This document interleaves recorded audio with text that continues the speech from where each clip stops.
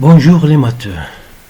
Voici un corrigé de l'exercice sur la suite logique 1, 2, 2, 3, 3, 3, 4, 4 fois, 5, 5 fois, etc. Nous avons donc U1 égale 1, U2 égale 2, U3 égale 2, U4 égale 3, et ainsi de suite. On demande d'exprimer le terme général de cette suite que nous allons noter UN. C'est déjà fait pour les 4 premiers termes. C'est-à-dire donner une formule explicite de terme général UN en fonction de N. Bon, si vous n'avez pas compris certains passages, n'hésitez pas de signaler le ton de la scène. Donc, pour commencer, je dénote RK, le rang de l'apparition pour la première fois l'entier K, pour K entier strictement positif. Voilà la suite. Par exemple, R1 égale 1, la première apparition de 1 est au rang 1, c'est également U1. Pour 2, R2 égale 2, c'est également U2. Alors que le premier 3 est situé sur la quatrième position, R3 égale à 4. La première apparition de terme 4, c'est au rang 7, c'est-à-dire R4 égale à 7. Puis le 5 apparaît pour la première fois au 11e rang, donc R5 égale à 11, suivi de même nombre 5 4 fois. Ça donne donc le R6 égale à 16. C'est ça. Bon, dans un premier temps, nous allons chercher l'expression de RK en fonction de K. Cela nous aidera pour exprimer UN. Nous allons voir comment. Voici la répartition des termes de la suite sur la droite réelle. Je mets les termes de la suite, K-1, K et K plus 1, les termes de la suite, je les mets au-dessus de la droite. Les indicateurs, c'est-à-dire les ronds ou les indices des termes, je les écris au-dessus. Cherchons alors une relation de récurrence entre RK et RK plus 1. En règle générale, si vous avez deux entiers P et Q, avec P inférieur strict à Q, le nombre des entiers compris entre P et Q, y compris ces deux entiers, c'est-à-dire les extrémités, est exactement Q moins P plus 1. Terme. Bon, appliquons ceci à RK et RK plus 1. Voici la première apparition de K. C'est au rang RK. La première apparition de K plus 1 au rang RK plus 1. Ici.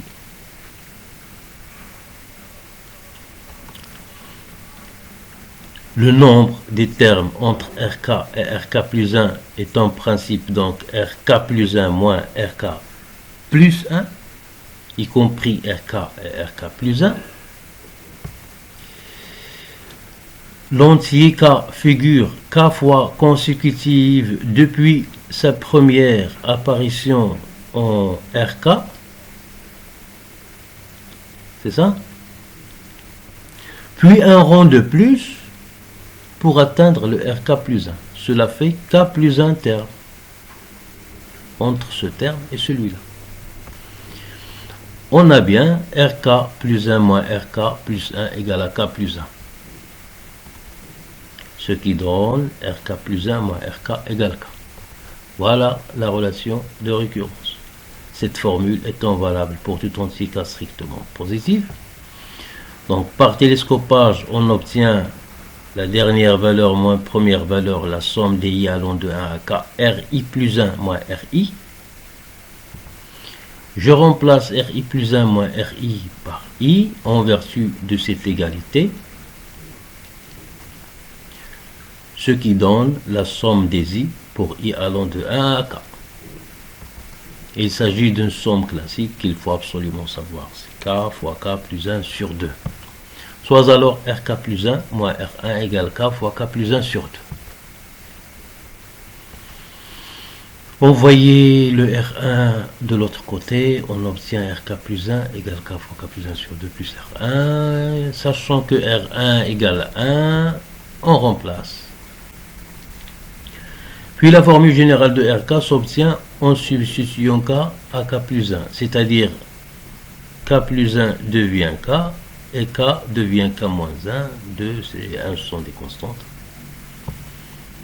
Nous allons donc transformer cette formule en une autre qui permet d'exhiber facilement l'expression du UN. Je développe RK. On voit bien que RK est un trinôme en K. K carré sur 2 moins K sur 2 plus 1. Nous allons le mettre sous sa forme canonique. D'abord factorisé par un demi, la démarche classique donne la formule que vous voyez. Bon, vous savez transformer un trinôme en sa forme canonique, ax carré plus bx plus c. Voilà, il y a une démarche classique. Donc on obtient cette formule. Alors sous cette forme que nous allons employer les RK. Par substitution, on a aussi RK plus 1 égale ceci. Tout ce qui est K devient K plus 1. Ici K il devient K plus 1 et puis c'est K plus 1 demi au carré. C'est bon. Je mets de côté ces deux formules et je reprends la répartition de la suite. En principe, le terme UN est situé à la énième position. C'est ça? La énième position, il y a le terme UN. Et normalement, il vaut un certain K. UN, c'est un certain entier K. Forcément, l'indice N est compris entre RK au sens large et RK plus 1 au sens strict. Oui. Réciproquement, un indice vérifiant ces deux inégalités indique forcément un terme de la suite qui vaut K.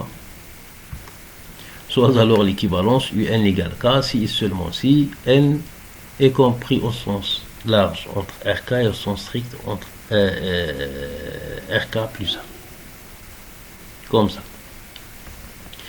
Voilà, on part de ces données, cette équivalence et ces deux formules. Donc UN égale K, je remplace RK et RK plus 1. On obtient UN égale K si seulement si. Voilà les deux formes canoniques de RK et RK plus 1, N compris entre les deux. Multiplier tout par 2 et envoyer le rapport 7 sur 4 vers 2n, on obtient ceci, c'est simple. Puis passer à la racine carrée, les nombres sous la racine, sous le carré, ils sont positifs, donc on enlève le carré sans valeur absolue. Pardon. Ensuite, ajouter un demi à tout le monde. Vous avez donc K inférieur ou égal à cette quantité inférieure stricte à K plus 1. L'entier K, donc ce nombre, est compris au sens large entre l'entier K et son successeur K plus 1 au sens strict. Cela exprime tout simplement que K n'est rien d'autre que la partie entière de ce nombre. Donc K égale. On vient donc de montrer que UN égale K si et seulement si ce K-là égale partie entière de ceci. Eh bien, voilà UN égale à partie entière de ce nombre. Voici l'expression formelle de UN. Je dis à chaque fois qu'il n'y a pas qu'une seule façon, donc ceci n'est qu'une méthode parmi d'autres. Si vous avez trouvé une autre manière, je serai très reconnaissant de l'avoir dans un commentaire. Bon, regardons ce qui se passe, par exemple, pour n égale à 2023. La calculatrice donne 64, U 2023 c'est 64. La première apparition du nombre 64 est au rond 2017. Voilà. Vous savez la formule de RK, c'est K fois K moins 1 sur 2 plus 1 rond de plus. Donc c'est... Voilà, ça donne 2017 pour K égale 64. Ce terme, le terme U 2023, c'est le 7e 64. Depuis sa première apparition en 2017. Voilà. C'est notre dernière station. Merci d'avoir regardé cette vidéo. J'espère que le projet vous a satisfait et à la prochaine.